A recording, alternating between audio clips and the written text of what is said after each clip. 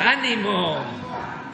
Bueno, vamos a informar, como lo hacemos cada 15 días, sobre la situación de seguridad en el país. Los martes, cada 15 días, informamos y van a estar con nosotros los integrantes del Gabinete de Seguridad. Vamos a iniciar con el general Bucio, que nos va a hablar acerca de las sanciones, castigos, el cero impunidad, de cómo el que comete un delito, el que afecta a personas, es castigado y no hay impunidad para nadie. Luego, el almirante José Rafael Ojeda Durán va a informar el avance de todas las Fuerzas Armadas. Lo mismo el general secretario Crescencio Sandoval González, secretario de la Defensa Nacional. Terminando el general Sandoval, va a intervenir el doctor Hugo López-Gatell, que tiene que ver con lo del consumo de las drogas. Estamos comprometidos en estar informando sobre este tema, porque si evitamos el consumo de las drogas en nuestro país, vamos a avanzar muchísimo, mucho, sobre todo hacia adelante con las nuevas generaciones. Que no tengamos consumo en México. Ese es el objetivo, porque cuando hay consumo ya es muy difícil, ya se convierte en un problema de salud pública, en pandemia, y eso va muy vinculado a la violencia y lo más triste, a la pérdida de vidas humanas. Entonces es mejor prevenir, y nosotros tenemos muchos elementos buenos para que no se incremente el consumo en nuestro país. Nuestras familias, los valores culturales, morales, espirituales, eso nos blinda en México, eso es lo que nos protege. Entonces tenemos que seguir con eso. Atención a los jóvenes, los programas de bienestar, el fortalecimiento de los valores y mucha información sobre el daño de las drogas. Entonces, por eso vamos a que el doctor Hugo López-Gatell siempre esté con nosotros. Y al final, la secretaria Rosa Isela ya hace una síntesis, un resumen de avances, los datos sobre qué se ha hecho en materia de robos, cómo vamos frenando el número de homicidios, deteniendo el número de homicidios, todo lo que tiene que ver con la incidencia del delito. Entonces, vamos con el general Bucio. Con su permiso, señor presidente. Muy buenos días. Voy a permitir dar el avance de cero impunidad del 4 al 17 de abril. Son las instancias que participan en este programa, instancias federales. Destaco aquí CONACE, CONAO, cada vez realizan actividades en ese sentido, las secretarías de seguridad y las fiscalías de los estados. Adelante. En el registro de personas detenidas en este periodo, tanto del Fuero Común como del Fuero Federal, 17,176 detenidos y de ellos presentados ante el Ministerio Público 16,841. Adelante. El primer caso que tenemos es la detención de un presunto operador del grupo delictivo Los Cenobios. Este es un grupo dedicado sobre todo al robo de huachicol en el estado de Hidalgo. La Procuraduría de este estado logró la detención de 4 personas en un cateo en Cuautepec, entre ellos Hugo Antonio N. Arias, presunto operador de este grupo criminal Los Cenobios, como mencioné, dedicado a la extracción ilícita de hidrocarburos a gran escala en el estado. A los detenidos se les vinculó a proceso, primero en su modalidad de delitos contra la salud y incluso ya tienen prisión preventiva. Está pendiente su proceso por su vinculación a proceso por el robo de combustible. Hugo Antonio es hermano de Marín N., alias El Marino, que fue detenido en 2021, igual uno de los líderes de esta célula dedicada al robo de huachicol en el estado de Hidalgo. Adelante. Igual en el estado de Hidalgo tenemos la detención de un exfuncionario, se trata de Pablo N., él fue subsecretario de Administración y Finanzas en la Secretaría de Educación Pública del estado de Hidalgo, contaba con orden de aprehensión por el delito de peculado en agravio de la Administración Pública del estado de Hidalgo por un monto superior a los 140 millones de pesos. También ya está vinculado a proceso con medida cautelar de prisión preventiva. Adelante. La detención de ese presunto responsable del incendio ocurrido en la central de abastos de aquí de la Ciudad de México, se trata de Marco N., ya tenía orden de aprehensión. Sin embargo, tenía orden de aprehensión por el delito de daño a la propiedad doloso por este incendio registrado el 6 de abril pasado en la central de abasto. Fue detenido por delitos contra la salud y posteriormente se le ejecutó la orden de aprehensión por el de incendio. Los hechos, como recordaremos, ocurrieron en la central de abastos en una zona de almacenamiento de plásticos y cajas de madera, donde presuntamente el detenido arrojó un objeto que provocó el incendio. Adelante. También tenemos aquí en la Ciudad de México la detención, en este caso fueron 4 detenidos vinculados a la extorsión en su modalidad de gota a gota, destacando precisamente los 2 que vemos aquí en la lámina, Edgar N. y Jaime N. alias El Lapa. Este último es el presunto líder de un grupo criminal dedicado a la distribución de droga, cobro de piso y préstamos de dinero a intereses excesivos en la modalidad conocida como gota gota a gota. También pues son considerados generadores de violencia tanto en Milpa Alta como en Tláhuac. Adelante. También tenemos la detención de 6 personas por secuestro y homicidio, es de una mujer en el estado de México. Están los 6, quedan 2 aún por detener. Están acusados de la participación en delito de secuestro y homicidio de una mujer en Sinacantepec. En marzo del pasado, el 31 de marzo, llevaron a la víctima a través de engaños de Sinacantepec a Almoloya de Juárez, al lugar donde llegaron los hoy detenidos para golpearla y someterla. Después la trasladaron a una zona boscosa donde la privaron de la vida con un arma punzocortante. Adelante. También tenemos la detención de 4 extranjeros, en este caso son 4 venezolanos en Quintana Roo, y los vemos por el delito de fraude en agravio del Banco Santander, aquí en Banco Santander de México. Fueron detenidos en Playa del Carmen. Ellos presuntamente cambiaban tarjetas de cuentavientes en cajeros automáticos con los que hacían operaciones por decenas de miles de pesos. Esta práctica la realizaban desde el 2020, por lo que continúa aún la investigación de este caso. Adelante. Tenemos la detención de del líder de un grupo criminal conocido como los Montalvo, esto en el estado de Tlaxcala. Aquí fue la Fiscalía General de la República con apoyo del Ejército Mexicano, la Guardia.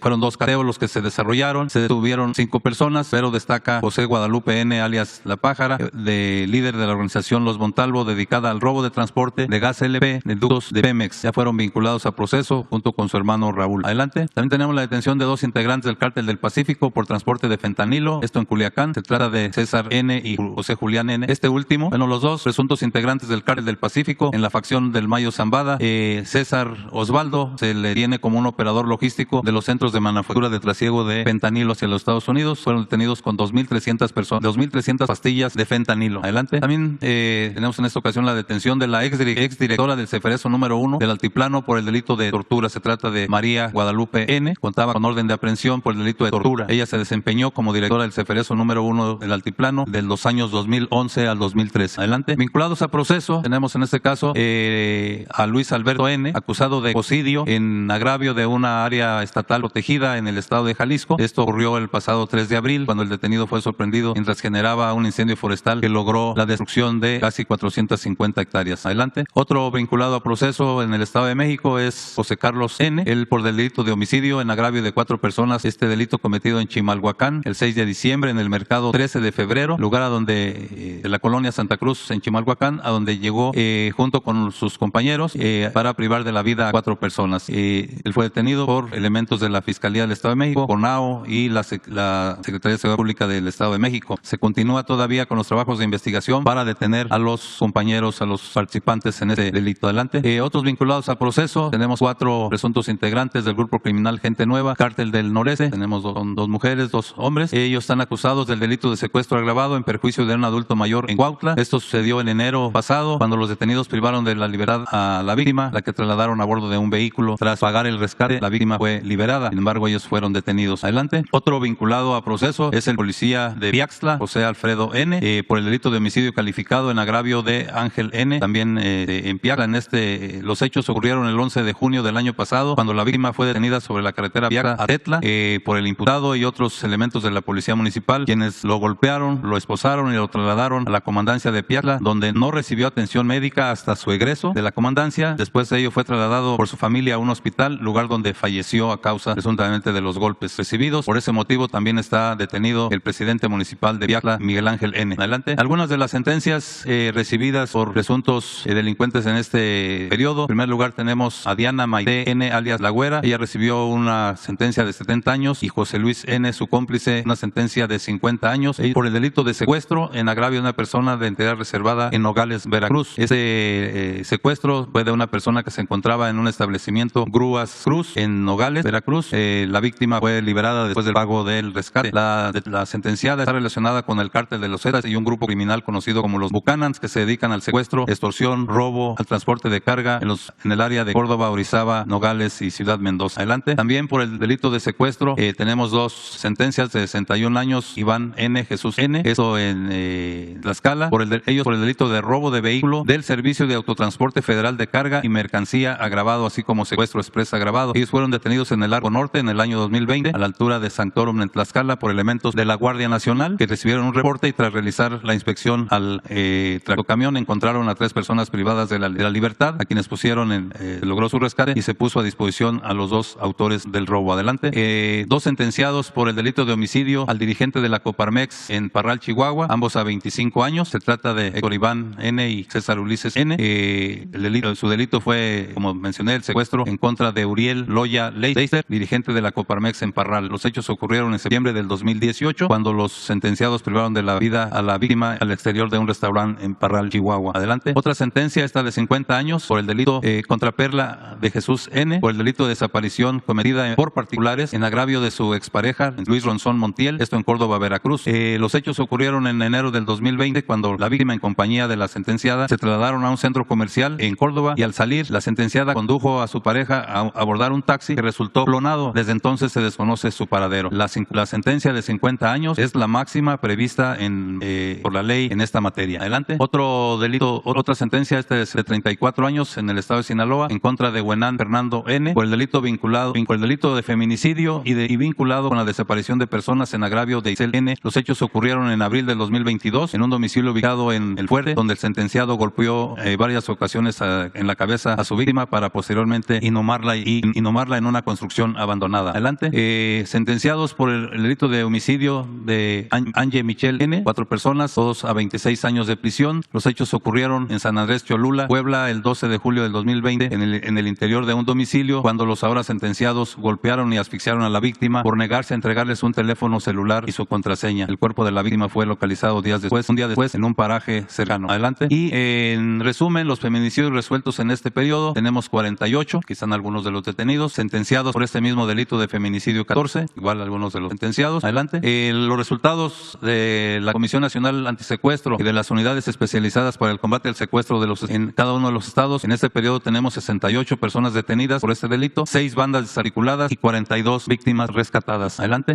Quiero presentar este caso, es importante. Se trata de la detención de José N., alias el Davy, autor del homicidio del periodista Freddy Román.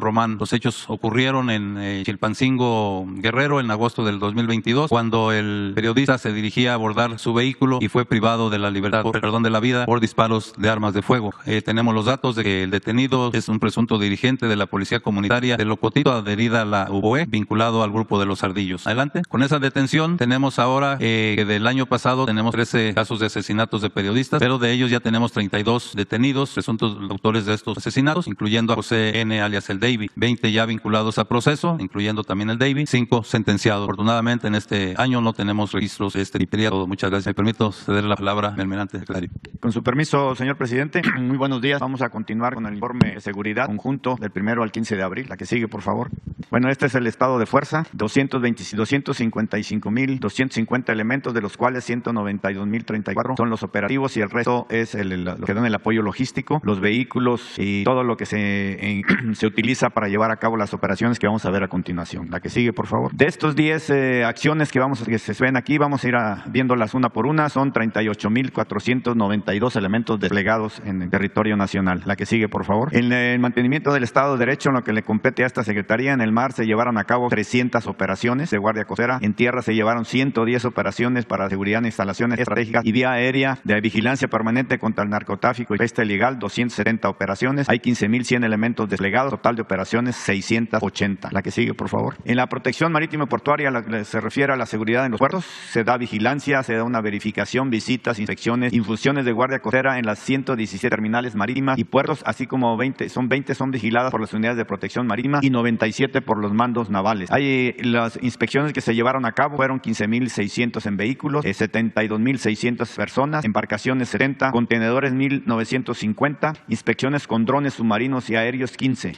Lo que se recorrió a pie 1.900 kilómetros, vehículos 11.700 kilómetros y embarcaciones menores 550 millas navegadas en un área vigilada de 6.000 metros cuadrados con 3.100 elementos desplegados allí a lo largo de todas estas operaciones. La que sigue, por favor. En lo que se refiere a aduanas marítimas, tenemos personal naval 345 elementos, personal civil 1.988, en total 2.333 elementos, son 16 aduanas marítimas, 2 interiores, una aquí en la Ciudad de México en el aeropuerto y la otra aquí en Pantaco. En lo que se refiere a la recaudación, de enero a marzo del 23 fue esta cantidad, de las cuales las aduanas a cargo de Semar aportan más o menos el 60%. La recaudación a cargo de Semar de marzo del 22 a marzo del 23 un aumento del 14%, y de enero a marzo del 22, marzo del 23 un aumento del 9%. La que sigue, por favor. En lo que se refiere al aeropuerto de la Ciudad de México, hay 1.500 personas ahí desplegadas. Las acciones en apoyo a seguridad, 11.859 apoyos, atenciones médicas 2.156, apoyo a usuarios 5.416, pasajeros no admitidos 2.935, inspecciones a maletas y bodegas 4.801, pasajeros puestos a disposición 82, no se reportó robo o extravío de maleta alguna. La que sigue. En lo que se refiere a eventos relevantes, aseguramiento de armas y drogas se dio en Colima, un detenido y armamento, en Cajeme, Sonora también 4 armas largas, armas cortas, etcétera. La que sigue, por favor. En lo que se refiere a Tulum, 3 detenidos, armas y droga. En Cajeme, Sonora, 7 detenidos, también armas y cargadores. La que sigue. En Comala, 1 detenido y armas. En Cancún y Tulum, 13 detenidos con armas cortas, armas largas, dosis y de marihuana, vehículos, etcétera. La que sigue. En lo que se refiere a aseguramientos también relevantes, en coordinación con el Ejército y la Fuerza Aérea y la Policía Estatal, se aseguraron 7 bolsas con aproximadamente 80 kilos de marihuana en inmediaciones del poblado Los Chivos. Eso fue en Michoacán. La que sigue, por favor. En lo que se refiere también a aseguramiento de armas, en Tulum se volvió a dar otras detenciones, 4 detenidos con armamento. En Guaymas, Sonora, 2 detenidos y armamentos, granadas, chalecos, etcétera. La que sigue. También este es el conteo de todo lo anterior, 31 detenidos y las armas, los cargadores, los cartuchos, vehículos, chalecos, etcétera. La que sigue, por favor. También otro de los aseguramientos relevantes, en coordinación con la Policía Estatal, eso fue en Tecomán, Colima, se aseguró una bodega utilizada para almacenar artículos robados. La delincuencia organizada, se localizaron 355 paneles solares en el poblado Puerta de Caleras. La que sigue. Igualmente, en coordinación con la Secretaría de Seguridad aquí en la Ciudad de México, se detuvieron a 7 personas integrantes del grupo delictivo Los Machetes, vinculados al cártel de Sinaloa con toda esa droga y armas también. La que sigue, por favor. Y esto se dio en Cancún, Quintana Roo. También con la Secretaría de Seguridad Pública y la Fiscalía del Estado se detuvieron a 30 personas por delitos contra la salud y trata de personas, entre ellos a este elemento, que es un líder de la célula delictiva del Cártel del Pacífico. La que sigue. Y también en esta estrategia de seguridad, en coordinación con la Policía Estatal en Paraíso, Tabasco, se decomisaron 1.390 litros de combustible en 9 tramos y 7 cubitanques vacíos abandonados en inmediaciones del poblado La Unión, segunda sección, aquí en Paraíso, Tabasco. La que sigue. Igualmente, en coordinación con la Comisión Estatal de Seguridad de aquí en el estado de Morelos, en Coahuila, se detuvo a Jorge N., jefe de plaza del grupo delictivo Guerreros Unidos, aliados al Cártel del Jalisco Nueva Generación. Este era uno de los principales generadores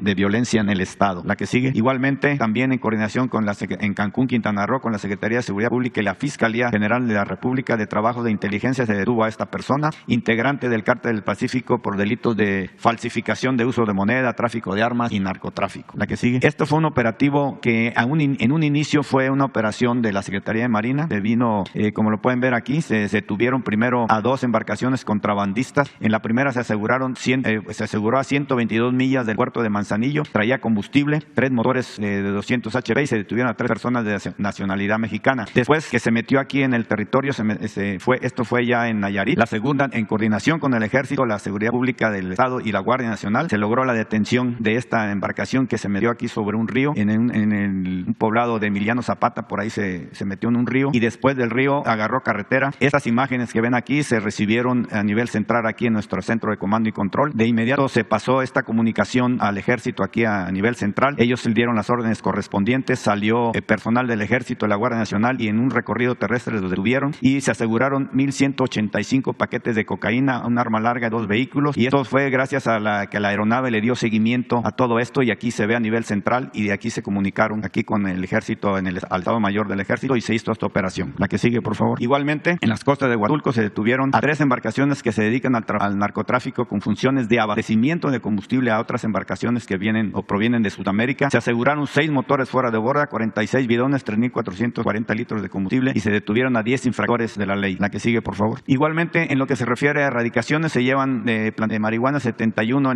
del 1 al 15 de abril, en total 139, y de amapola 20, y en total 119. Y en operaciones en coordinación con la Secretaría de la Defensa Nacional, se logró erradicar todo esto que se ven aquí, 14 secaderos en el estado de Sinaloa y Michoacán. Se destruyeron 13.506 kilogramos de marihuana en proceso de secado y empaquetado. Igualmente en Michoacán, 187,000 plantas de coca aproximadamente. Y el 8 de abril se destruyó un almácigo de marihuana en el estado de Michoacán con 9.296 plantas listas para ser trasplantadas. En total de personal entre la Secretaría de la Defensa y la Secretaría de Marina, 2.900. La que sigue. Y en lo que se refiere a laboratorios clandestinos y droga destruida, en la fecha estas son 5 laboratorios. En total llevamos 71, 9.6 toneladas del 1 al 15 de abril. En total 208.6 toneladas. La que sigue, por favor. Estos son lo que se lleva en el 2023 de armas de marihuana, precursores químicos, y del 19 al 23 todo lo que se lleva. La que sigue. Igualmente en lo que se refiere a metanfetaminas, cocaína, 2023 lo que se lleva, y lo que se lleva de metanfetaminas y cocaína también, lo que se lleva del 2019 al 2023. La que sigue. En lo que se refiere a operaciones de búsqueda y rescate, salvaguarda de la vida humana en la mar. También nosotros contamos con 33 estaciones navales de búsqueda y rescate, 22 en el Pacífico, 11 en el Golfo de México, un equipo de búsqueda y rescate urbano. La Secretaría de la Defensa Nacional cuenta con un Centro Nacional de Búsqueda y Rescate, 4 centros regionales y 28 subcentros de coordinadores de búsqueda y rescate aéreos. Las operaciones que se llevaron a cabo fueron 110 operaciones con 34 rescates, 6 evacuaciones médicos, 2.800 personas que están haciendo esta labor. Por parte del Ejército, 14 personas, y se atendió un accidente aéreo. La que sigue, por favor. El Plan Marina, en lo que se refiere a Semana Santa, que se llevó a cabo, ya se terminó. 21 personas rescatadas, 35 localizaciones de personas, 330 atenciones médicas, 370 apoyos proporcionados. Y bueno, estos fueron los medios empleados: 1.950 elementos, 33 unidades de superficie, 7 aeronaves. Unidades de búsqueda y rescate fueron 102, vehículos 151 y ambulancias 34. La que sigue, por favor. En lo que se refiere a la seguridad del ferrocarril interoceánico, se da la seguridad en los 3 tramos que se están rehabilitando. Hay 1.900 elementos desplegados y 17 bases de operaciones y 3 estaciones navales avanzadas de donde se despliega el personal para darle la seguridad a todos los que están haciendo la rehabilitación, a todas las empresas y los obreros que están haciendo la rehabilitación. La que sigue. Atención médica de primer contacto se llevó a cabo en lo que es el corredor interoceánico que va de Coatzacoalcos a Salina Cruz. Se beneficiaron a 10.382 personas. El servicio médico fue medicina general, enfermería, ginecología y obstetricia, enfermería de salud pública, enfermería de salud mental, odontología general y odontopediatría. La que sigue, por favor. Y en lo que se refiere al sargazo, pues estos son los medios empleados, las barreras que tenemos ahorita desplegadas en los diferentes municipios. 350 personas desplegadas, 16 embarcaciones menores. Total acumulado en el periodo, 4.018 toneladas es lo que se va acumulando. En total, lo que se lleva a la fecha, 5.588 toneladas acumuladas. La que sigue. Y por último, en la atención al COVID, plan DN3E de la Secretaría de la Defensa, plan de la Guardia Nacional y plan Marina. Se atendieron a 83 pacientes en instalaciones tanto del Ejército como de la Secretaría de Marina y se aplicaron 21.152 vacunas. Hay 8.533 elementos desplegados para este evento. Le cedo la palabra al general. Con permiso, señor presidente, continuamos con el informe. Adelante, aquí tenemos el despliegue nacional de la Guardia Nacional y de las Fuerzas Armadas. 167.812 hombres de la Guardia Nacional, del Ejército, de la Fuerza Aérea y de la Secretaría de Marina, cumpliendo 12 misiones importantes para la seguridad del país, desde la Estrategia Nacional de Seguridad Pública, el fortalecimiento de aduanas, el espacio aéreo nacional, el plan de migración frontera norte-sur, el combate al mercado ilícito de combustibles, lo que estamos realizando todavía del COVID-19, la atención a desastres, seguridad, instalaciones estratégicas, la erradicación intensiva de plantíos, operaciones de búsqueda y rescate, el plan integral de seguridad al Tren Maya, plan general de acción de Semana Santa 2023. Adelante, por favor. Aquí tenemos el despliegue. Estos puntos son los que establecen en dónde está la presencia de la Guardia Nacional, dónde están desplegados los diferentes servicios de la Guardia cubriendo el territorio. Adelante, por favor. Aquí tenemos el complemento del Ejército, lo que se tiene desplegado, coadyuvando con las actividades de seguridad pública de la Guardia Nacional. También desde la parte de la Armada, cómo se establece, aquí son los puntos azules, cómo están teniendo el cubrimiento, coadyuvando también con el ámbito de la seguridad, y la Fuerza Aérea, donde tiene sus aeronaves desplegadas y cómo está cubriendo el espacio aéreo de nuestro país. Adelante, por favor. En los efectivos, 128.233 efectivos, el total a alcanzar en el 24, 157.971. Tenemos aproximadamente un avance de unos 6.000 hombres en lo que va del reclutamiento de este año, con ese personal que nos falta para llegar al número de 157.000, que son 29.738 efectivos. Podremos desarrollar 115 funciones más que puede desarrollar la Guardia o reforzar las que ya está realizando. Adelante, por favor. Aquí vemos en construcciones 281 compañías terminadas. En este periodo se concluyeron 2 más, 82 están en proceso de construcción, 7 coordinaciones estatales en construcción, una coordinación de batallón ya terminada y 17 en construcción, una unidad habitacional para la Guardia ya terminada, 4 en construcción. Adelante, por favor. En apoyos de seguridad, de aspectos importantes, el plan de seguridad al metro, donde continúa la Guardia Nacional dándole seguridad a estaciones y líneas, a la Secretaría de Agricultura y Desarrollo Rural, el traslado o la seguridad en el traslado de fertilizantes. En este periodo se movieron 16.818 toneladas toneladas, 411 viajes para hacer llegar el fertilizante a los diferentes lugares. En reclusorios, el traslado de internos, 2 traslados, 2 internos que fueron cambiados de adscripción. Adelante. En el Plan General de Acción de Semana Santa 2023, este lo desarrolló la Guardia Nacional. Fueron 6 lugares turísticos donde estuvo presente: Mazatlán, Puerto Vallarta, Acapulco, Veracruz, Cancún y Tulum, con 8,524 elementos realizando esta actividad, que fueron enfocadas a seguridad, a vías de comunicación y a actividades para prevenir accidentes y delitos. La que sigue, por favor. Este es el resultado de Guardia Nacional y Fuerzas Armadas, el esfuerzo del Estado mexicano, el esfuerzo nacional y la presencia de las diferentes fuerzas. La fuerza operativa de la Guardia Nacional continúa siendo la mayor, con 107,148 elementos, es el 42%. Después el Ejército con 99,699, el 39%. Y después Marina con 48,403 elementos, 19%. Y los resultados también están aquí: 61% de los resultados del Ejército, 27% de la Guardia Nacional y 12% de Marina. Adelante. Aquí estos son los resultados que se tienen, los resultados del Estado mexicano, los resultados de todas las Fuerzas Armadas con la Guardia Nacional que se han tenido en este periodo. En el periodo que abarca el informe, que es abril, llevamos 422 armas de fuego, pero en este año llevamos 2,990 y llevamos en toda la administración 38,227 armas de fuego aseguradas. En cargadores para esas armas, 988 en este periodo de los primeros 15 días de abril, 10,485 en lo que va del año y 164,374 armas aseguradas en la administración. La que sigue, por favor. En granadas, 21 en abril, 263 en el año, 2,699 en la administración. En cartuchos, 26,693 cartuchos en el periodo del informe, 364,231 en el año, 18 millones de cartuchos asegurados a la delincuencia organizada en la presente administración. Detenidos, 532 detenidos. Aquí son detenidos con el uso de inteligencia, con las acciones que realiza las Fuerzas Armadas, la Guardia Nacional. Estos 532 del mes. Llevamos, en abril, 3,383 en el año y 71,040 en lo que va de la administración. En vehículos, 399 en el periodo de abril, 3,202 en el año, 82,761 vehículos asegurados a la delincuencia en lo que va de la administración. En fentanilo, 221 kilogramos asegurados en este periodo de abril, 1,428 kilogramos de fentanilo asegurados en el año, y en lo que va de la administración, 7,266 kilogramos de fentanilo.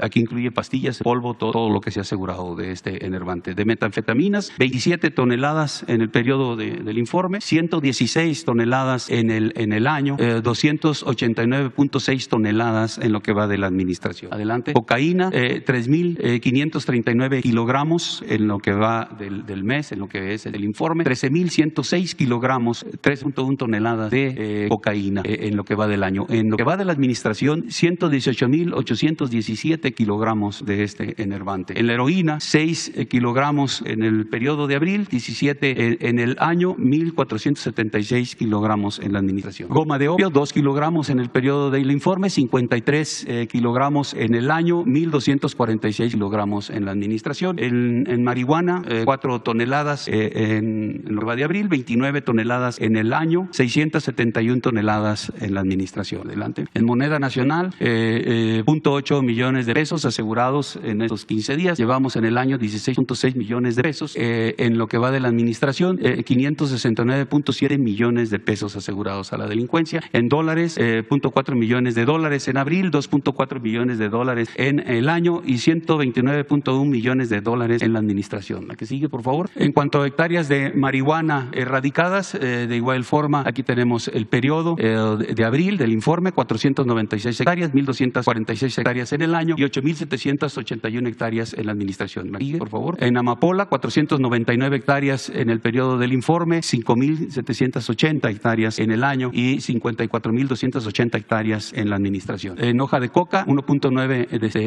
hectáreas que fueron destruidas en el periodo. Llevamos 12,8 hectáreas en el año y en la administración 52 hectáreas de enervante. Adelante. En cuanto a laboratorios, en el periodo del informe, 1 al 15 de abril, 32 laboratorios asegurados. En lo que va de la administración, 1,468 de laboratorios localizados y extraídos, 10,2 toneladas de sustancias químicas, 220, en lo que va del periodo informado, 24,1 de toneladas de metanfetamina en lo que va de la administración, 919 toneladas de sustancias químicas. Todo esto asegurado, se evitó la producción de 4.983 toneladas de metanfetaminas. Todos estos químicos que se asegura pudieron haber producido esto. Es la afectación que se calcula que se hizo a la delincuencia, más de 32.845 millones de pesos en lo que es el periodo, pero en lo que va de la administración 1.3 billones de pesos. Adelante, por favor. En cuanto a las aduanas, tenemos los resultados: 28 detenidos, 9 armas aseguradas, $418.478, $361.475 pesos, 1.344 cartuchos, 12 cargadores, 4.7 kilogramos de marihuana, 47 vehículos,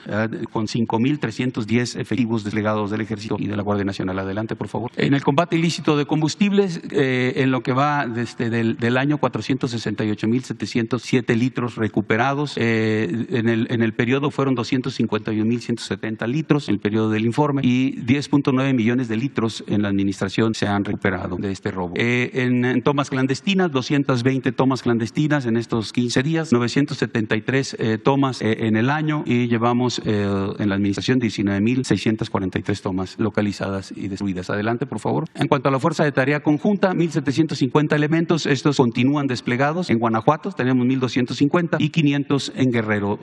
Esta fuerza es la que se constituye con personal de la Guardia Nacional y en apoyo también personal del Ejército para colaborar en las actividades de seguridad pública. Adelante, por favor. En el plan de N3, plan de la Guardia Nacional y plan Marina, fueron 67 eventos atendidos en estos 15 días, 10.795 elementos atendiendo incendios forestales, urbanos, accidentes vehiculares, explosiones, derrames de sustancias químicas y lluvia. Finalmente, vamos a presentar un video en lo que es los laboratorios clandestinos, en qué constituye, cómo se conforman estos laboratorios clandestinos de metanfetaminas y cómo se integran estos centros de manufactura de pastillas de fentanilo. Adelante, por favor. Con base en los resultados obtenidos, se ha identificado que en México la delincuencia organizada ha implementado métodos variados para la producción de metanfetamina y la manufactura de pastillas de fentanilo. Para la elaboración de metanfetamina, instalan laboratorios clandestinos que generalmente se ubican en áreas rurales lejanas a la población, de difícil acceso, cercanas a fuentes de agua y ocultas entre la vegetación. En estos sitios se instalan reactores y condensadores rudimentarios fabricados artesanalmente, donde a altas temperaturas se sintetizan los precursores químicos como el ácido fenilacético, anhídrido acético y acetato de sodio para obtener la sustancia base de la metanfetamina, conocida como fenil-2-propanona o P2P. Esta sustancia posteriormente se mezcla con ácido fórmico para obtener metanfetamina, la cual después de hervirla forma cristales que deben ser refrigerados y finalmente se purifican con acetona y ácido clorhídrico para obtener metanfetamina pura. Por lo que se refiere a la manufactura de pastillas de fentanilo, se tiene evidencia de que las organizaciones delictivas adquieren los precursores químicos de la última etapa de esta droga, en virtud de la dificultad de producirse en un ambiente clandestino. Lo que ha originado que en México, durante la presente administración, se hayan encontrado 37 centros de manufactura de pastillas de fentanilo, donde solamente se realiza la última fase del proceso de síntesis orgánica para la obtención de fentanilo. Estos lugares son instalaciones localizadas principalmente en áreas urbanas, con mesas, máquinas tableteadoras y recipientes para mezclar el precursor químico 4-anilino-N-fenetilpiperidina, conocido como ANPP, con un catalizador como el ácido clorhídrico. Proceso que no demanda de instalaciones o mano de obra especializada, obteniéndose el fentanilo, del cual únicamente les resta encapsularlo. Esto, señor presidente, se da la palabra al doctor Gatell. Con su permiso, presidente. Muy buenos días. Vamos a comentar un poco ahora sobre la perspectiva de adicciones, sobre la perspectiva de consumo. Y la semana pasada hablamos de fentanilo. Destacamos que en México no existe todavía un problema de salud pública importante por consumo de fentanilo y no queremos que ocurra. Y por eso hay que tener una perspectiva de prevención. Hoy vamos a hablar de metanfetaminas. Y aquí sí tenemos un importante problema de salud pública ya desde hace varios años. Las metanfetaminas tienen una de las expresiones más claras de lo que es común a todas las adicciones. Y eso es lo que no vamos a dejar de insistir. Ayer mismo el presidente lo señalaba, hoy en la introducción lo señalaba también. Detrás de las adicciones hay un problema social, hay un problema emocional, hay un problema social de exclusión. Son años, son décadas de marginación, de desplazamiento, de pérdida de alternativas, sobre todo para la juventud. Y esto es lo que ha ido cultivando este ambiente, esta capacidad de penetración de las bandas criminales en jóvenes, hombres y mujeres que están en búsqueda de significado, en búsqueda de un espacio, en búsqueda de oportunidades. Y también está presente el dolor emocional, los traumas psicológicos que pueden existir consistir en vivencias muy intensas relacionadas con la violencia, relacionadas con el abuso, que puede ocurrir a veces en el seno familiar, a veces en el seno comunitario, a veces en experiencias de vida en general. Lo que se puede ver es que se va haciendo un círculo vicioso, muy vicioso, de deterioro social por esta exclusión, esta marginación, este aumento de la violencia, que a su vez va llevando a más violencia a otras personas, jóvenes o no tan jóvenes, y encuentran esta alternativa falsa, esta puerta falsa de salida a la ansiedad, a la depresión, a las afecciones emocionales en las drogas, en las sustancias. Las metanfetaminas son estimulantes sintéticos del sistema nervioso. Son derivados químicos ya desde hace muchos años de las anfetaminas, que en su momento eran parte de del tratamiento de varios problemas de salud o alternativas incluso para la concentración, para la pérdida de peso, hace ya muchos años. Desde los años 80, las metanfetaminas, junto con las anfetaminas, se encuentran en la clasificación de medicamentos con poco uso médico y en cambio una grave importancia en salud pública. Y aquí están algunos de los nombres que se utilizan en la comunidad, en la calle. Los estaremos diciendo para que también las familias los puedan identificar en los barrios, en las comunidades, en los pueblos, que está circulando y esto alerte. Cristal, crico, azul, hielo, anfeta, meta, ice, speed, son algunos de los nombres, no todos, pero algunos de los nombres que se usan generalmente en la calle, en la vida rutinaria, donde puede estar el tráfico, el narcomenudeo y el consumo. La siguiente, por favor. Un elemento verdaderamente preocupante es que las metanfetaminas, a lo largo de años recientes, empezaron a ocupar el principal lugar como droga de alto impacto entre las distintas drogas, hoy superando incluso al alcohol. En su momento hablaremos del alcohol. El alcohol también es una droga, aunque sea legal, que causa graves problemas de salud pública. Pero vean ustedes, esta línea roja son los estimulantes tipo anfetamina, incluyendo las metanfetaminas, y a partir de años recientes, 2015, 16, 17 y definitivamente 18, empezaron a superar a el alcohol, que era la droga de impacto más comúnmente utilizada. La siguiente, por favor. En el territorio también se ha ido desplazando. Empezó originalmente como un asunto principalmente en el noroeste de México, en las Baja Californias, Sonora, Sinaloa, Nayarit, Durango. Cabe destacar también, como lo dijimos para el fentanilo, muchos de estos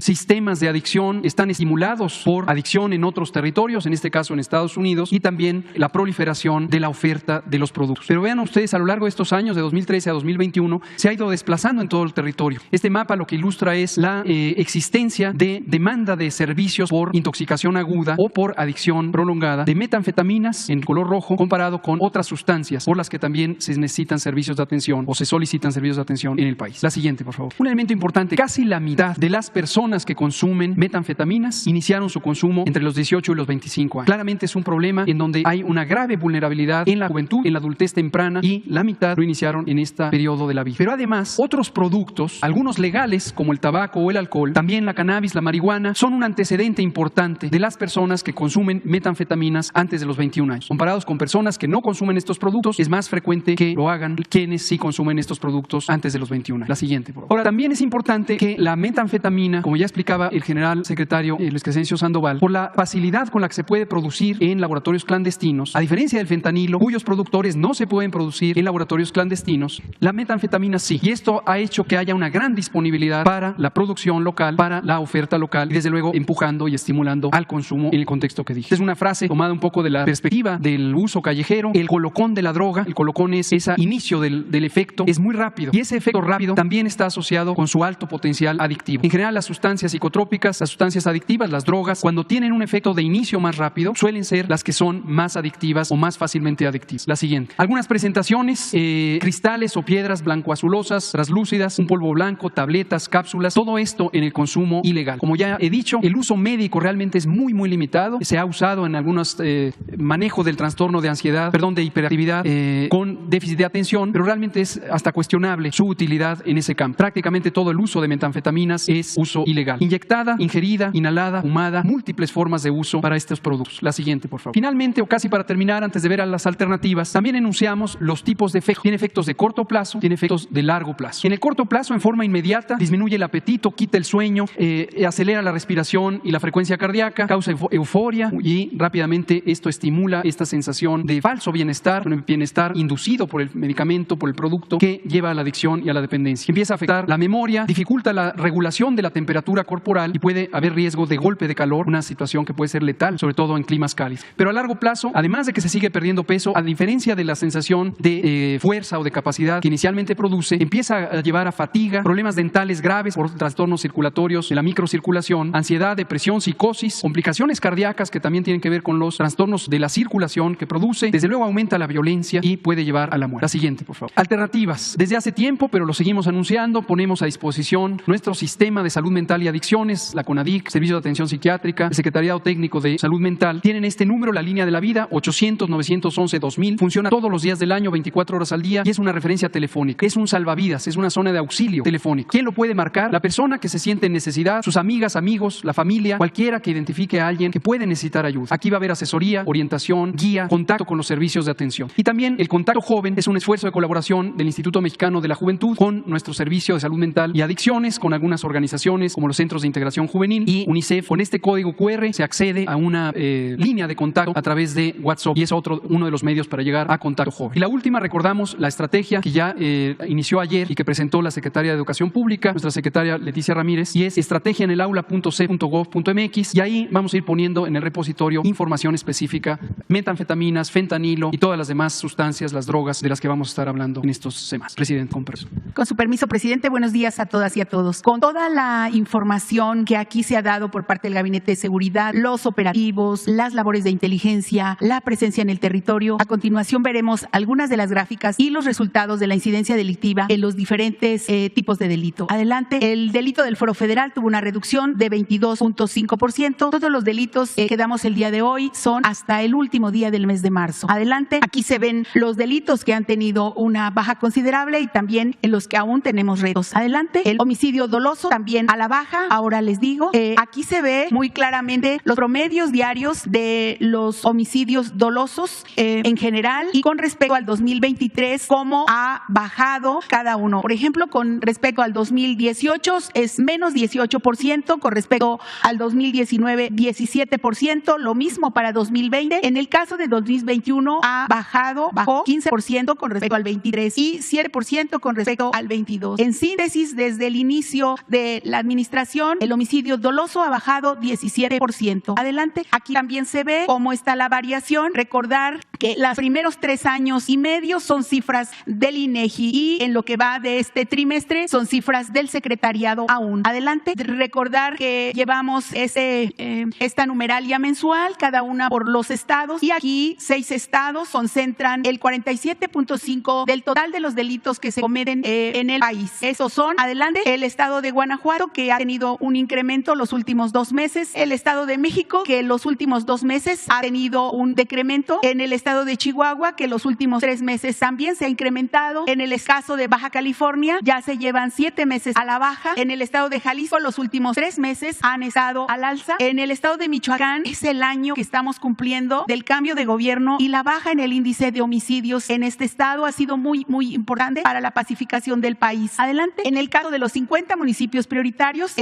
los últimos 12 meses contra los 12 meses anteriores tiene una disminución de 7.4%. En el caso de los delitos del Foro Común, la mayoría a la baja, y en el caso del robo total, aquí se ve en la gráfica cómo ha ido a la baja los robos en general. Aquí vienen los tipos de robo en la gráfica. El robo de vehículo automotor, presidente, con todo lo que se hace con los gobiernos de los estados, con las policías, ha tenido una baja importante de 41.2%. También en el caso de los feminicidios, el trabajo que se ha desarrollado es a la baja 22.7%. Se va a intensificar en los municipios en donde ocurre más la violencia feminicida este trabajo. Adelante. Y el secuestro, que es un delito que afecta al patrimonio y la tranquilidad de las familias. Tenemos el 68.6% menos víctimas, contando víctimas. En cuanto a carpetas de investigación, es el 82% menos de este delito. Hay que reconocer, adelante, el trabajo de la Coordinación Nacional Antisecuestros, pero también las unidades antisecuestros de los estados. Es un trabajo de coordinación muy importante. Aquí vienen las cifras sobre detenidos, sobre bandas y víctimas liberadas. El caso de la extorsión, pues continúa siendo un reto. Aún extorsión, cobro de piso, que se ha ido incrementando. Estamos trabajando en contener ese delito, sobre todo pidiéndole a las unidades antisecuestros que, como ha bajado ese delito, que migren también su trabajo, su dedicación y su esfuerzo a atacar la extorsión en el país. Ahí vienen algunos de los avances de las tareas que hacen las mesas de paz, sobre todo alrededor de las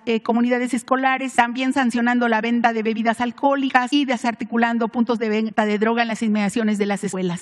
Muy importante, continuamos todo el Estado mexicano trabajando, principalmente las Fuerzas Armadas, sobre el robo de hidrocarburos, el llamado huachicol. En este mes se tuvo una baja a 5.1 miles de barriles de promedio diario, es decir, 92.9% menos desde el inicio de la administración, y esto lleva a un ahorro estimado del inicio de la administración al 31 de marzo de 261,111 millones de pesos. En la prevención de la toma de casetas, ese operativo que se llama Caseta Segura, se evitó la pérdida de 4,844 millones de pesos en el inicio de 2023 y se lleva un ahorro de 47,188 millones de pesos con la presencia alrededor de las casetas.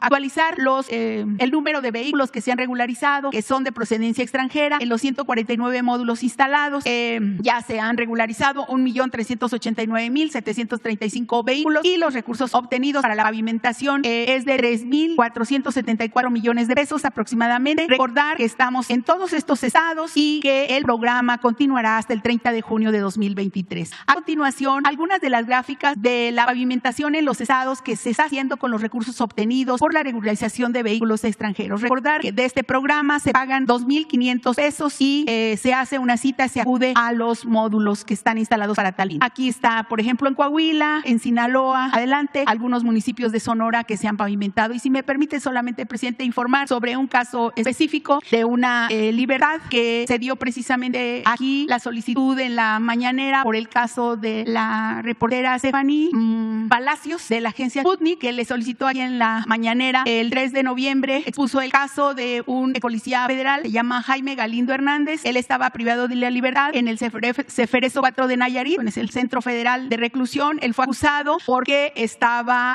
haciendo el monitoreo, se supone, el día de la fuga de Joaquín Guzmán Loera, y la acusación no era correcta porque él, a quien estaba monitoreando era a otro delincuente llamado La Tuta. Entonces, adelante, se nos dio la instrucción de atender este caso y se realizaron reuniones con el hermano del interno, que fundamentalmente, presidente, lo que pidió es el cambio de abogado y un abogado privado. Le ayudaron los defensores públicos para llevar la causa penal y una vez analizadas las pruebas, el 14 de abril se celebró la audiencia para solicitar la revisión de la medida cautelar en el Juzgado Segundo de Distrito de Procesos Penales Federales en el Estado de México, y hay que reconocer la labor de la jueza Raquel Ivette Duarte Cedillo, quien ordenó la inmediata libertad. Claro, adelante, con la revisión tendrá que firmar cada 15 días y garantizar su salida, y nosotros, de acuerdo a su instrucción, le continuaremos dando el acompañamiento y la asesoría a la persona. Entonces, eso sería el informe, presidente.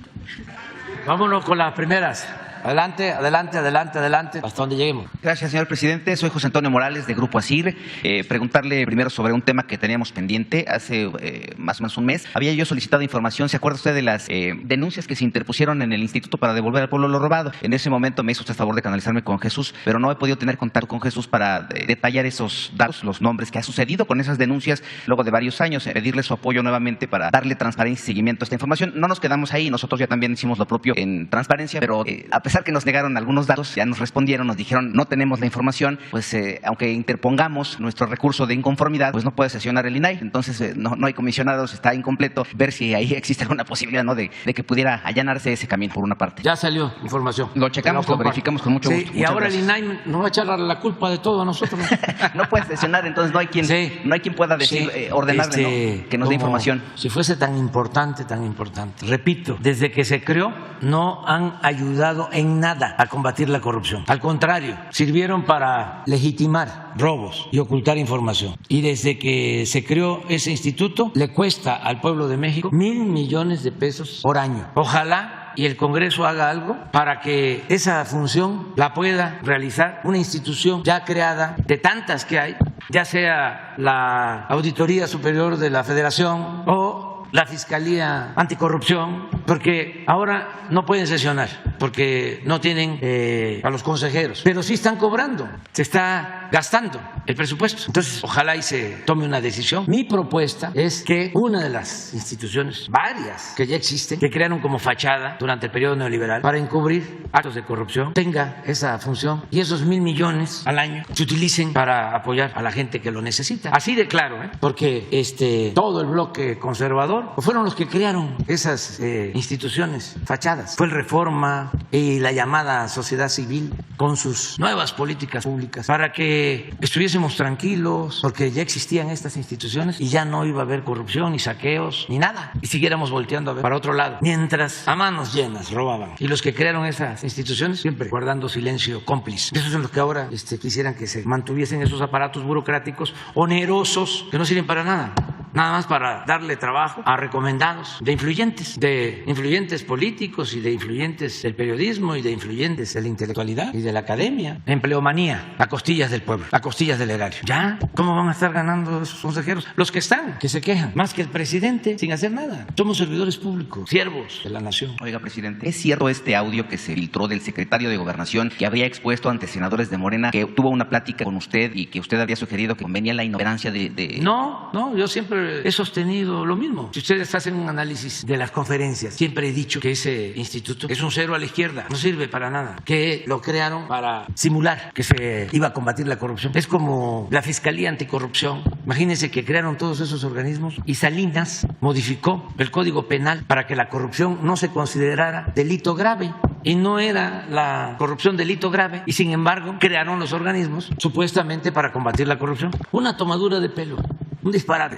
Pero si escuchamos a los comentaristas de ASIR, ¿cómo se llama la otra cadena? No, la más famosa, La Fórmula, sí, es La Fórmula. Todos, qué barbaridad, la falta de transparencia. Se están destruyendo las instituciones. El INE no se toca, ¿se acuerdan del INE no se toca? ¿De dónde terminó el presidente del INE? Aquí lo vamos a estar recordando. Regresó a la UNAM. Tengo entendido que es la finísima persona, ¿no? Que encarna la moralidad. Un maestro de la UNAM, un investigador, tengo entendido que puede pedir permiso, creo que 6 años. Y él estuvo 11 años afuera y regresa. Pero no solo eso, porque la UNAM requiere una revisión de fondo, como el Poder Judicial y como otras instituciones, una reforma profunda. Se va casi al día siguiente de comentarista de Loret de Mola. ¿Y cuánta gente engañada de que el INE no se toca? Lamentable, pues, el nivel de manipulación. Ahí está, Loret de Mola, que por cierto no nos ha dicho cómo le hizo para tener 6 departamentos y unos de superlujo, de los más caros de la ciudad. ¿Cómo le hizo? ¿Y cómo le hizo para tener una casa, una mansión en Valle de Bravo, donde viven los chipocludos, que muchos pues son empresarios y han obtenido su riqueza con trabajo y de conformidad con la ley? No todo el que tiene es malvado. Pero él, ¿cómo le hizo de periodista? A ver, porque a lo mejor ayuda a la fórmula, ¿no? Conozco muchos periodistas que viven al día.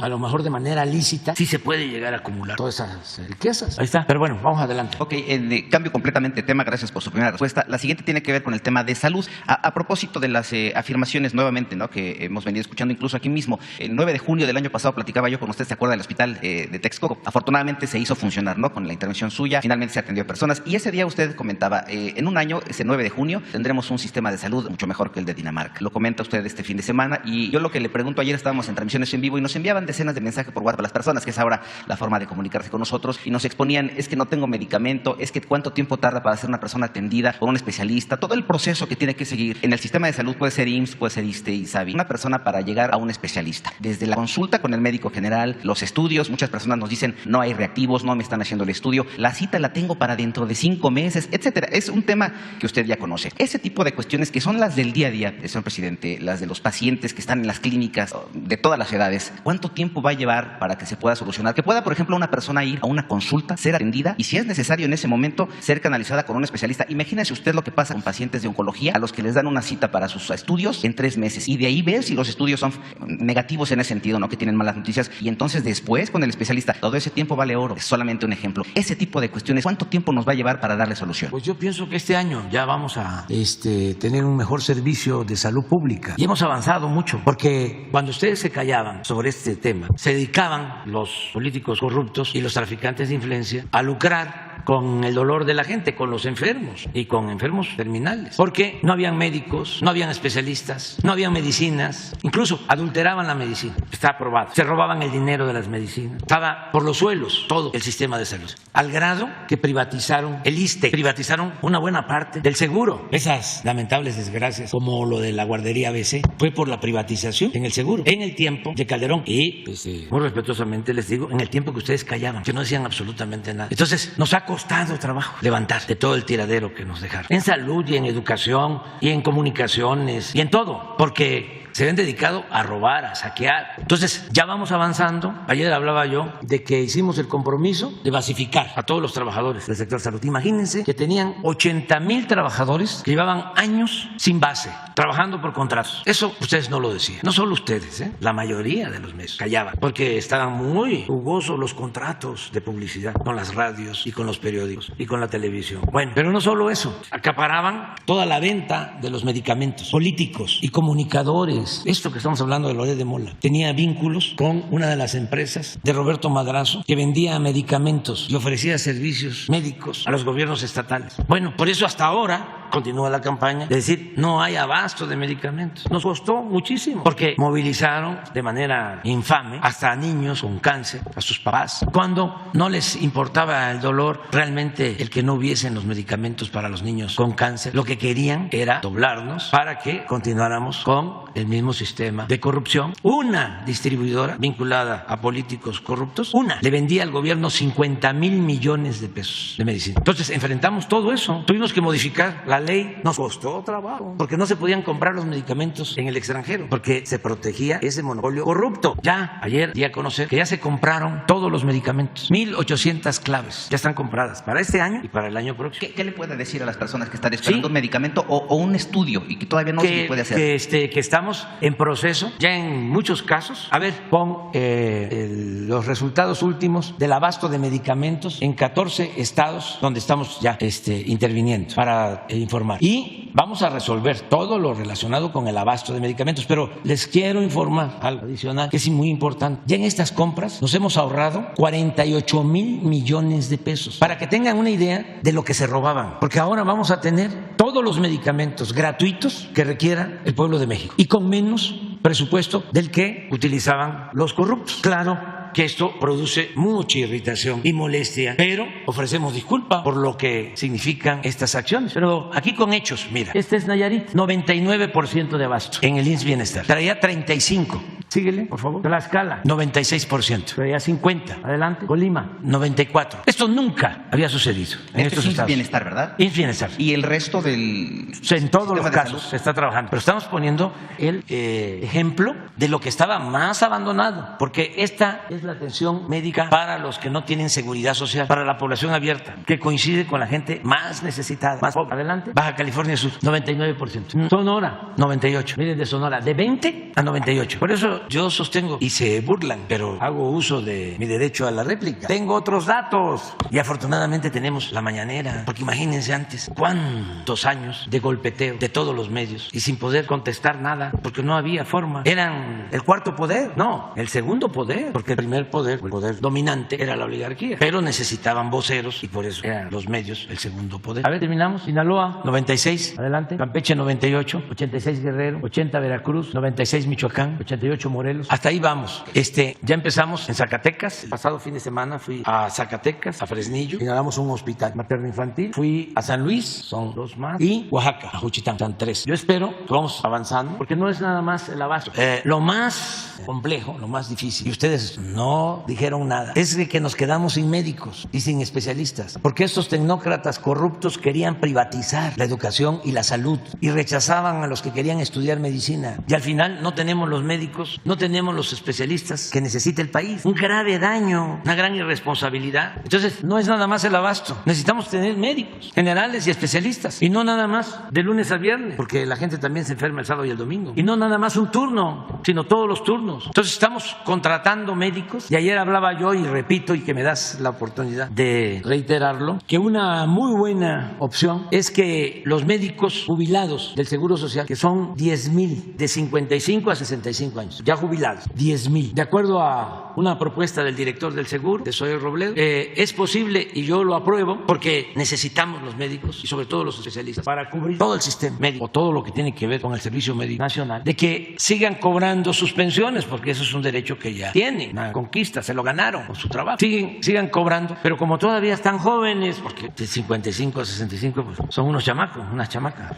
si ellos voluntariamente lo desean, podrían ser contratados como cualquier especialista, obteniendo un sueldo igual que cualquier otro médico del seguro. Entonces, de esa forma, vamos a pensar que no los 10,000, 5,000, ya con eso sí podríamos cubrir todo lo que necesitamos de especialistas en hospitales de todo el país. Y hay algo muy importante, ahora que fui a Juchitán, por ejemplo, en el Hospital Materno Infantil, que está bien equipado, la encargada es una doctora, Pineda, me acuerdo bien, pediatra y con especialidad en atención de niños neonatos. Y vimos hicimos la unidad con las unitas, y ella, además, también con especialidad en infecciones. Ella alegre y además trabajando en su pueblo, para su gente. Entonces es otra cosa que hablamos con Zoe, le dijimos que los jubilados que aceptaran, que no es para irse a otros municipios, a otras regiones, que pueden trabajar donde viven, ¿sí? Ayudando ahí a su gente. Entonces vamos avanzando, que le digas a quienes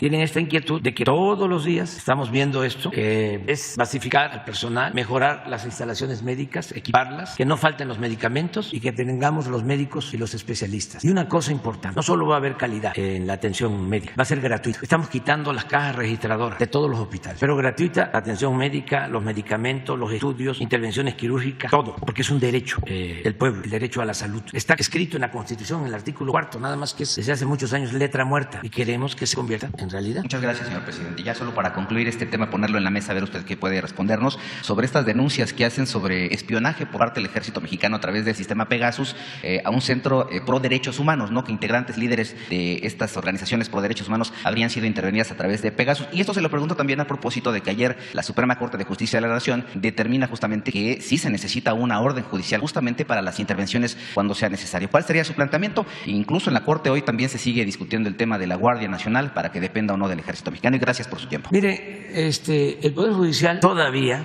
actúa con las políticas del viejo régimen. Todavía hay mucha corrupción y mucho clasismo en el Poder Judicial. Todavía, en sentido estricto, no se podría llamar Suprema Corte de Justicia. Si acaso, Suprema Corte del Derecho, pero no de la Justicia. Esa es una asignatura pendiente. Pero pues tenemos que seguir avanzando porque son procesos. La transformación lleva tiempo. Ya sentamos las bases. Por ejemplo, que no haya corrupción, pañuelito blanco. Pero no hemos podido con todo. Por ejemplo, en la Suprema Corte tienen un guardadito de 20,000 millones de pesos y los ministros ganan más que el presidente. Hicieron ahí una maniobra, ¿no?, legaloide para violar la Constitución, porque en el artículo 127 se establece que ningún funcionario, ningún servidor público puede ganar más que lo que gana el presidente. Pero ellos le dieron la vuelta. Por eso da la risa, ¿no?, cuando dicen que la ley es la ley, pues solo en los bueyes del compadre, ¿no? Miren los fideicomisos de la Suprema Corte. Entonces, ¿qué puedo esperar? ¿Qué van a hacer con lo que me estás preguntando? Pues ellos todavía quisieran que siguiera la misma política de Calderón y de García Luna, porque ellos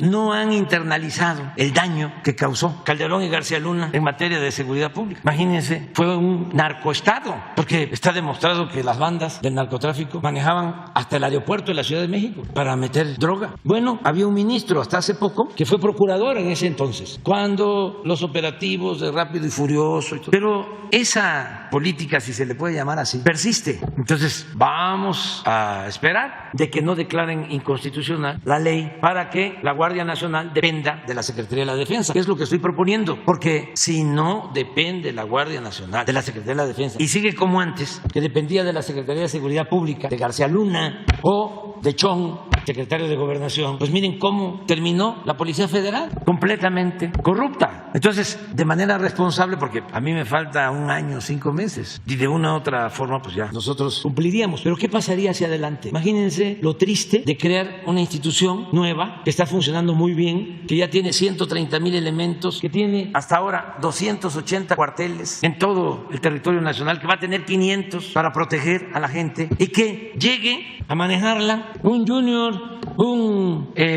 García Luna, sin principios, sin profesionalismo, sin honestidad. ¿En qué va a terminar? Pues como terminó la Policía Federal. Entonces, lo bueno es que estamos tratando el tema, porque antes tomaban decisiones en el Poder Judicial y nadie sabía. Ahora, cuando voten de que no quieren que la Guardia Nacional dependa de la Secretaría de la Defensa, ahí va a quedar, va sentado hacia el futuro, porque utilizan como excusa de que se va a militarizar el país. Los que aplaudían cuando utilizaban el ejército para reprimir al pueblo, ahora están preocupados, son defensores de derechos humanos. Hipócrita. Entonces, vamos a ver este tema en esta semana, es muy interesante. Y lo otro, acerca de la inteligencia, que no espionaje, pues tenemos ya que cuidar también nuestra información por seguridad nacional. Ya tomé esa decisión. No, y vamos a cuidar ya la información de la Secretaría de Marina y la Secretaría de la Defensa, porque estamos siendo objeto de espionaje del Pentágono, y muchos medios de información en México están filtrando información que les entrega la DEA. Sí, eso es parte de lo mismo. Sí, pero además, recientemente el Pentágono, lo que publicó el Washington Post. Y vamos a cuidar la información. Y tenemos nuestra conciencia tranquila como para decir que no se van a violar derechos humanos, ni se va a espiar a nadie. Nunca lo hemos hecho. Vinculados algunos con actividades ilícitas, porque no vamos nosotros a convertir en mártir a espías o a empleados de agencias extranjeras. Somos libres. Entonces, y qué bueno que salió el tema, porque Proceso, por ejemplo, maneja mucha información de la DEA. No sé qué estaría pensando don Julio Scherer. No sé si aplicaría aquí la ética periodística.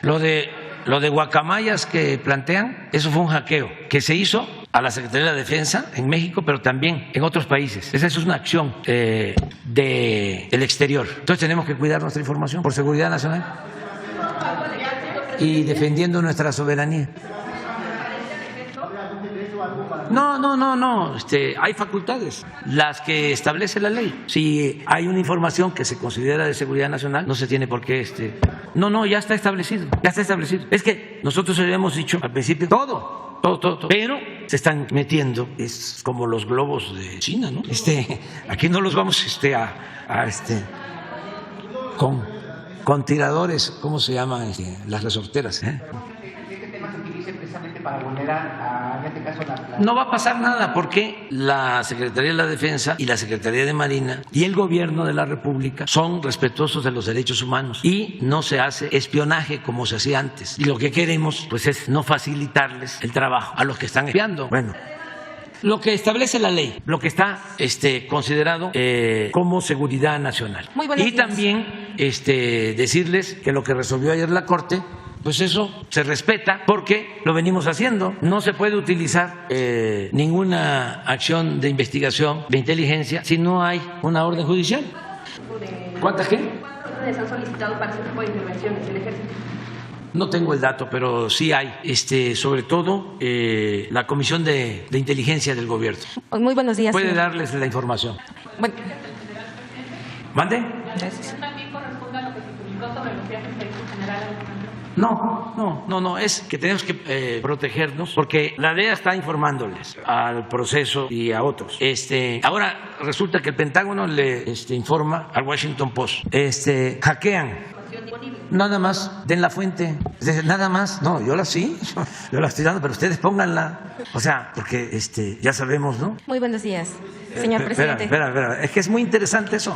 Están Claudia X González recibiendo dinero del gobierno de Estados Unidos, la asociación, y como quieren meterse, como era antes, estoy hablando de las agencias, quieren mandar, violar nuestra soberanía. Entonces empiezan a filtrar, ¿no? Supuestamente para debilitarnos, ¿no? Políticamente. No, la gente nos apoya y apoya a la Secretaría de Defensa y apoya a la Secretaría de Marina y apoya a la Guardia Nacional, el pueblo de México. La mayoría, creo que mañana, ¿cuándo van a dar a conocer el INEGI los resultados sobre la opinión del pueblo sobre las Fuerzas Armadas? Y eso es lo que hay que tomar en cuenta. Claro que a las élites a las que pertenecen la mayoría de los medios de ustedes no les gusta, y a la llamada clase política, pues tampoco, pero el pueblo también cuenta.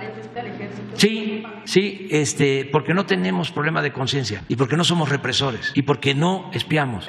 Entonces lo hacemos por seguridad, porque estamos sintiendo que están queriendo violar nuestra soberanía. Es un plan injerencista, utilizando como instrumento a la prensa vendida o alquilada de nuestro país y a los grupos de intereses creados, al bloque conservador, a los corruptos que quieren regresar por sus fueros para seguir robando. Entonces no vamos a quedarnos con los brazos cruzados.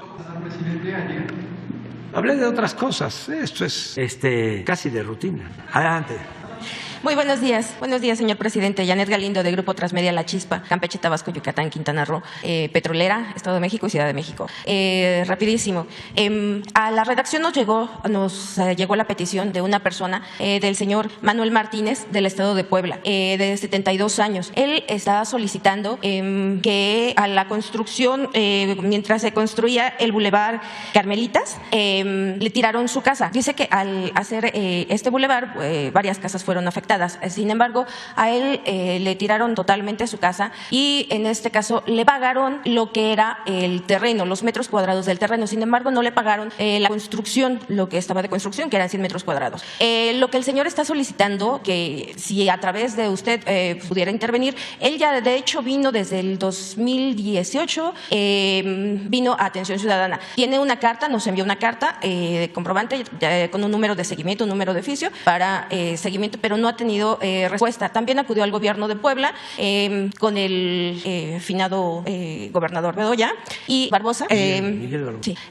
Y estaba, pues tampoco le han resuelto allá. Entonces, pues lo que él está solicitando, que si usted pudiera apoyar o a quién tiene que dirigirse para checar este asunto, porque pues finalmente es una persona de 72 años, su esposa tiene 71 y pues está pidiendo apoyo. Sí, lo ayudamos. Okay. Ahorita nos dan los datos. Sí, ahorita le entrego toda la información.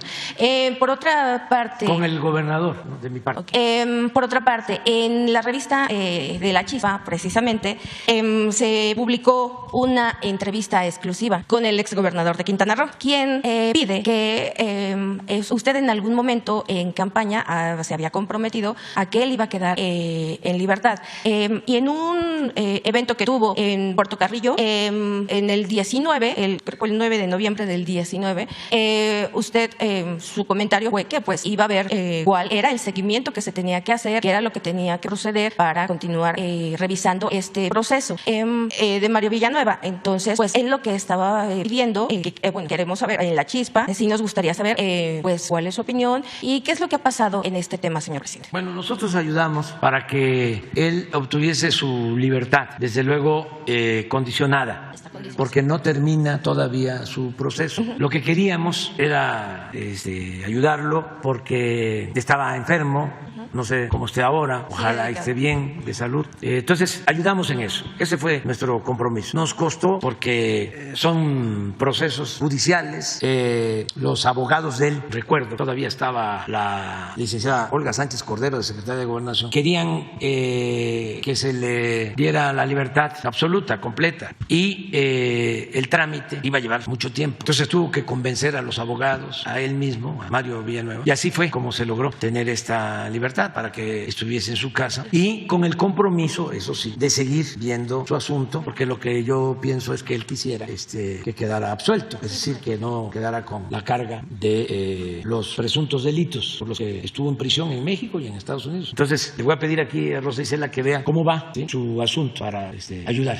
Y bueno, ya que ayer empezó la estrategia en el aula, independientemente de este proceso, y lo comentaba ahorita el doctor Gatell y la licenciada Rosa Isela, que bueno, esto están trabajando en las diferentes instancias. Sin embargo, a los alrededores de las escuelas, sobre todo a nivel bachillerato, creo que es donde se da más la situación entre los jóvenes, tanto el consumo de diferentes drogas como de alcohol, diferentes adictivos. Entonces, ¿qué es lo que se haría o cómo se trabajaría en coordinación con la Secretaría de Educación Pública? Porque le puedo poner un ejemplo.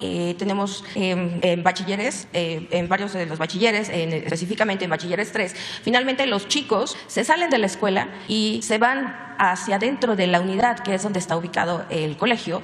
Se ha platicado con el director, se ha platicado, pero finalmente el director dice que pues ya no le corresponde a él el mantener a los chicos y estar al pendiente. Él dice que es su responsabilidad hasta la puerta del plantel. Y sin embargo, salen los chicos y van, consumen, toman, y bueno, pues finalmente también es un problema, tanto para ellos, porque corren riesgo, como para las personas, para los habitantes que viven a los alrededores de los colegios. Sí, esta campaña se está haciendo con el apoyo de las maestras, de los maestros, directores, directoras, de todo el personal docente, y les agradecemos mucho, pero también ellos nos han hecho llegar la sugerencia de que se le pida también el apoyo a los padres de familia. O sea, los maestros nos piden eso, y tienen razón. O sea, tenemos que hacerlo entre todos para que funcione bien la campaña y que logremos el propósito de que los jóvenes no tomen el camino de las drogas. Sí, pero tenemos que perseverar, o sea, no rendirnos.